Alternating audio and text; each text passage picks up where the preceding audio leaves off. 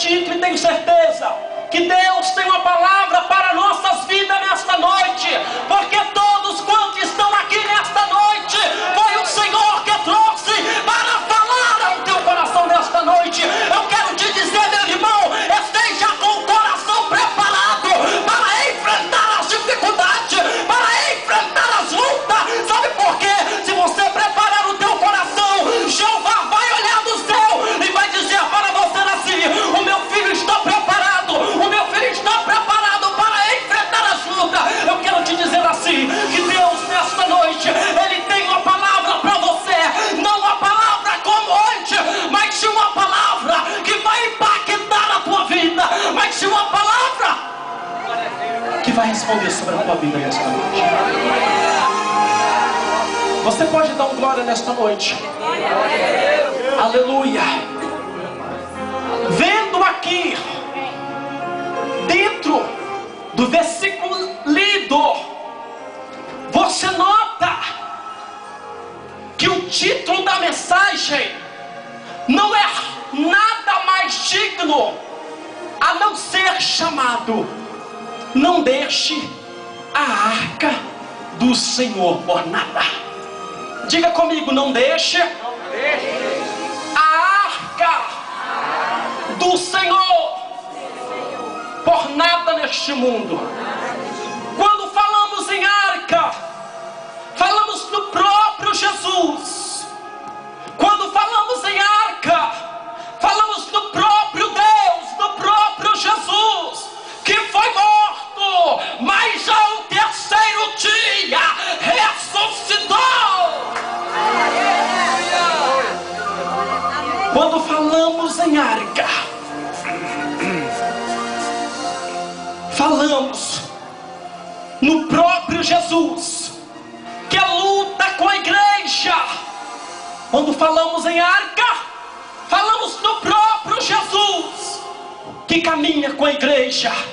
Quando falamos em arca, falamos do próprio Jesus, que peleja, porém Ele peleja junto com a igreja. Quando falamos em arca, falamos dos Deus que tudo pode. Quando falamos em arca, vemos a manifestação do Espírito Santo de Deus sobre a igreja viva na face da terra.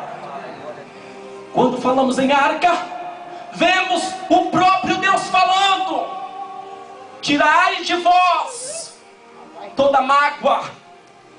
Quando falamos em arca,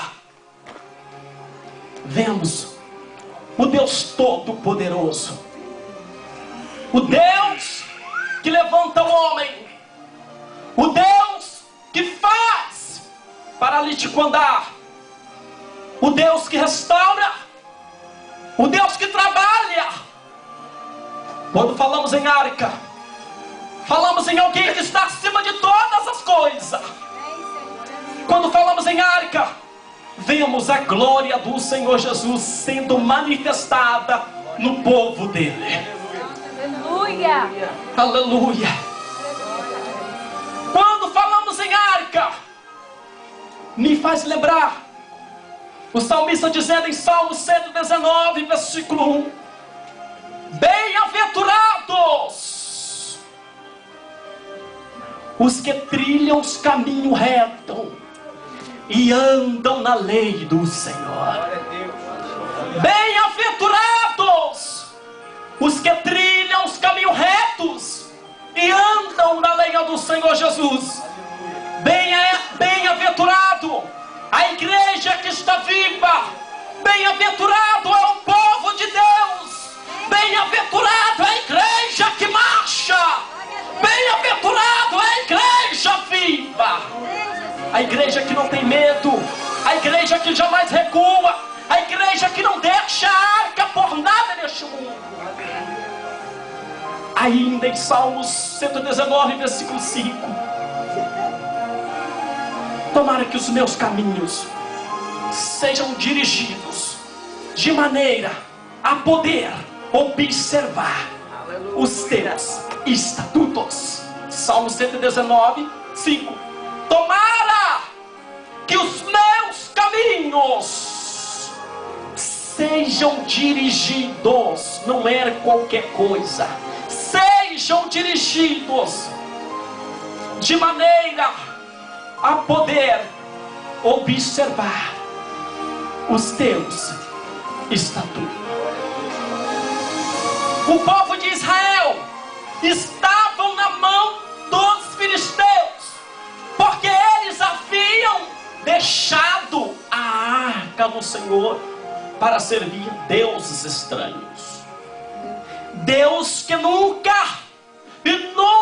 teve poder algum sobre a igreja de Deus. Deixaram a arca do Senhor para servir deuses estranhos, Deus que não pode fazer nada. O povo de Israel deixaram de servir ao Senhor, deixaram a arca, ou seja, abandonaram a arca e deixaram de servir ao Senhor. Deixaram de servir ao Senhor por pura palhaçada daquele povo.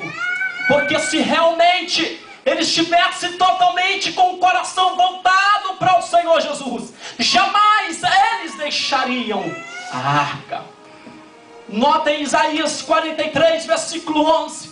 O próprio Senhor Jesus falando: eu sou o Senhor, e fora de mim não há outro Salvador. Glória a Deus. Aleluia. Isaías 43, 11. O próprio Senhor Jesus dizendo: eu sou o Senhor, e fora de mim não há outro Salvador. Vemos o próprio Senhor Jesus falando, dizendo em todas as palavras que eu sou o Senhor e fora de mim não há outro Salvador. Mesmo assim, o povo de Israel deixaram a arca do Senhor Jesus para acompanhar e seguir deuses estranhos. O povo de Israel deixaram, ou seja, abandonaram, chutaram tudo, deixaram a arca do Senhor para servir Deus estranho.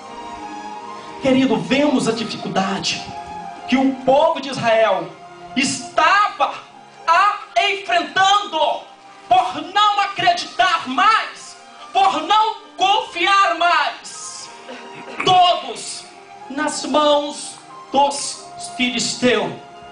Poderia muito bem eles estar servindo ao Senhor Jesus. Poderia muito bem eles estar totalmente com o coração voltado para o Senhor Jesus. Mas o nome que eu dou para um povo desse não seria nada mais, até uma palavra bonita para eles: um povo inútil. Um povo inútil, que deixaram de servir ao Senhor, que deixaram tudo de lado.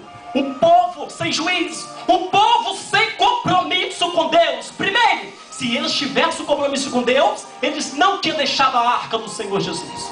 Segundo, se eles tivessem compromisso com Deus, eles estavam servindo somente o Senhor dos exércitos, o Deus que pode, o Deus que muda, o Deus que transforma, o Deus que habita, o Deus que levanta, o Deus que muda a história do homem.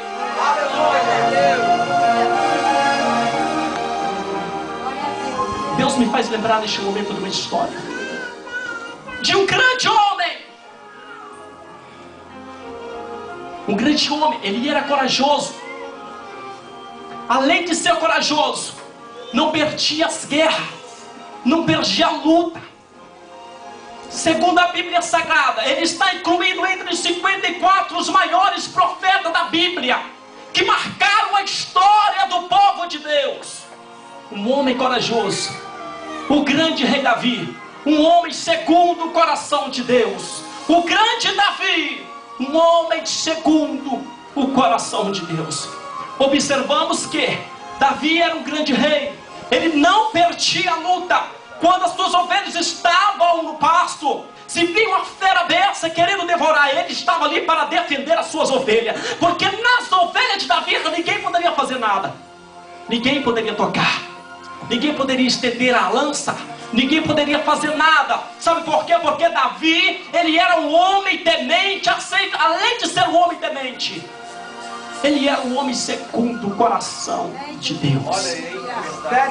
Ele era um homem segundo o coração de Deus. Quando falamos em homem segundo o coração de Deus, não estamos falando de qualquer coisa.